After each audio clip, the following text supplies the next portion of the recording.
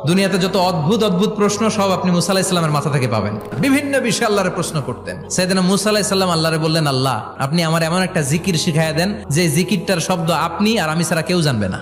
দিনে রাতে সব সময় এই জিকির আমি করব, আপনারে ডাকবো, কিন্তু শর্ত হলো এই জিকিরটা জানবে শুধু আপনি আর জানবো শুধু আমি। আল্লাহ বললেন, মুসা পড়ো লা ইলাহা ইল্লাল্লাহ।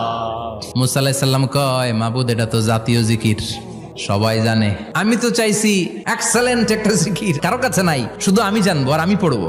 আল্লাহ বললেন, মুসা এই লা ইলাহাকে যদি এক পাল্লায় রেখে দাও, তাম বিশ্ব, 7 আকাশ 7 জমিনটারে তুলে যদি তুমি আরেক পাল্লায় রেখে দাও, লা রাজাহাত কাফাতু লা ইলাহা ইল্লাল্লাহ, মুহূর্তের মধ্যে লা ইলাহার পাল্লা ভারী হয়ে যাবে। ও মুসা, তুমি যতই এক্সক্লুসিভ জিকির চাও, লা ইলাহার চেয়ে দামি জিকির আমার কাছে নাই।